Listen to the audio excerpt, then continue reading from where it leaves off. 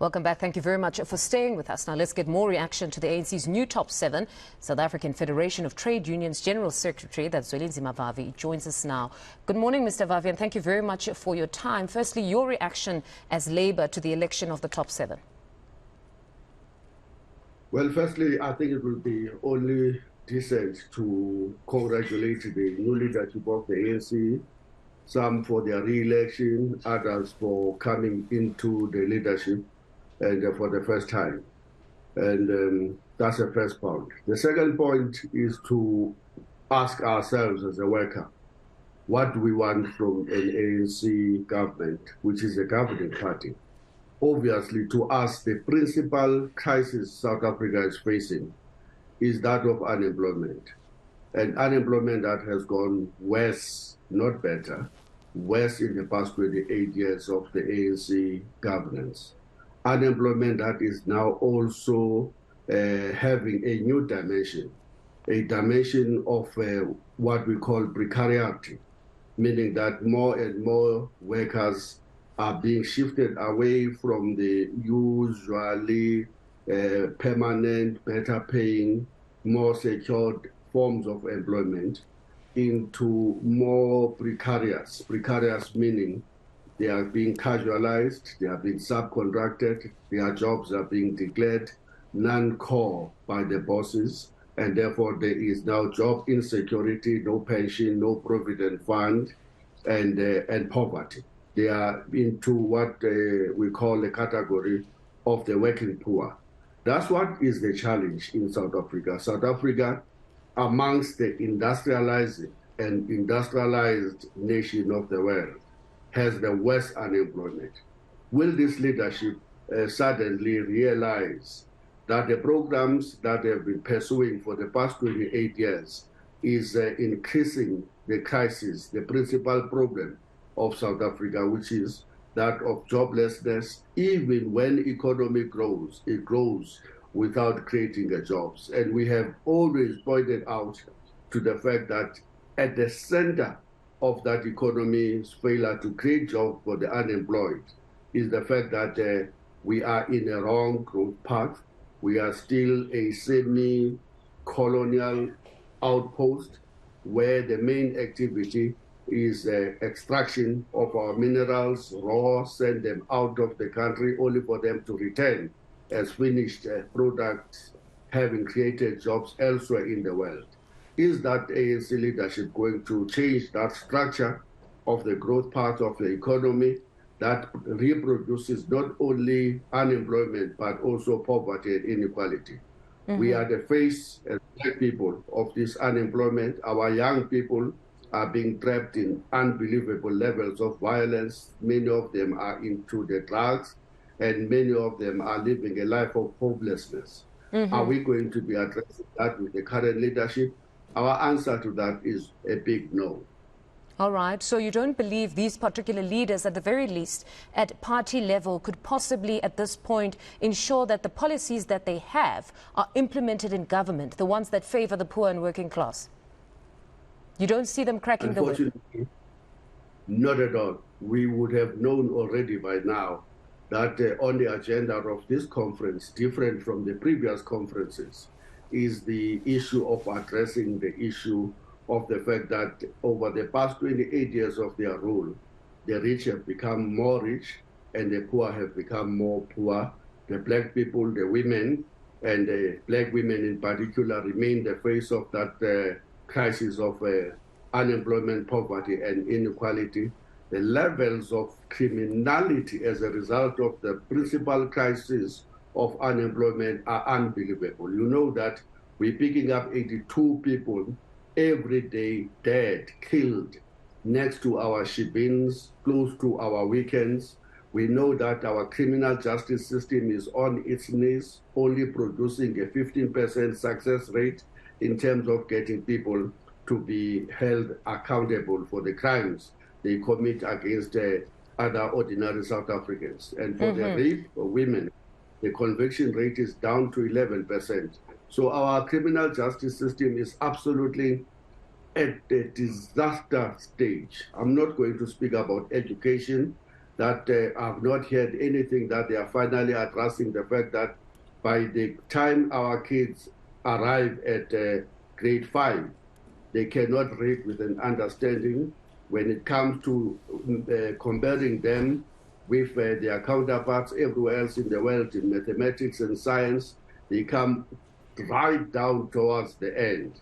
And I'm not going to speak about the fact that our education system continues to sideline almost 48% every 12-year cycle in the basic education, in that by the time our kids arrive at grade 12, 48% of them have been pushed out of the system, and they go to become securities, unemployed, and if they are lucky, cashiers in the retail store. We have to change the structure of the economy and change it. Now, if the ANC government is still refusing to accept the reality, unfortunately, in 2024, it will seem even now the rural areas turning their back on it. Now, we're still yet to get a report back, because today they're expected, the conference will go into the commissions, they'll adopt some of the policy changes and other various policies, and then a bit later on we should get a report back. But as it stands, in just the political report alone, the president acknowledged the situation or the crisis now around inequality and the unemployment. And he went on to say that the levels of poverty to a great extent could possibly be addressed by the downtrodden or the poor accessing land. Do you think that that on its own could possibly change their fortunes? If he was only going to drive that program. In fact, I must say we commend him for acknowledging the fact that our education system is leaking.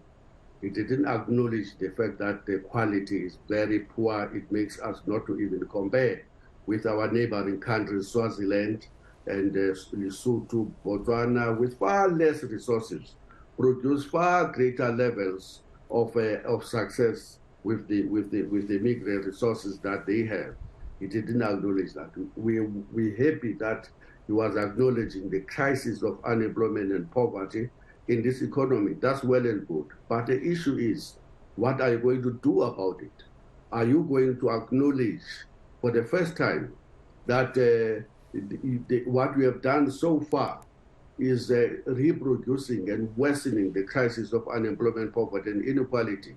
Where is the plan to stop the load shedding that have run for 15 years under their leadership? I can't see anything coming out of this conference that will say the following: energy is too important to be put into the market for them to use it to maximize profits, and that it must remain in the public hands, and that this country must move to the renewables, but the renewables themselves must be placed on the hands of the communities, of the workers, and that there must be a just transition that guarantees the current workers that are employed in the coal industry that they will have their jobs retained. If they can't be retained in the coal, they will be retained in the renewable sectors of the economy.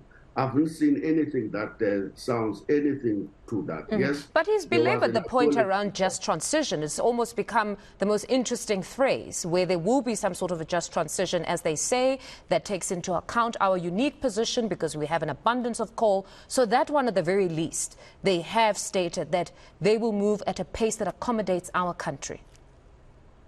The concept of a just transition was developed by the labor movement internationally 10, 15 years ago.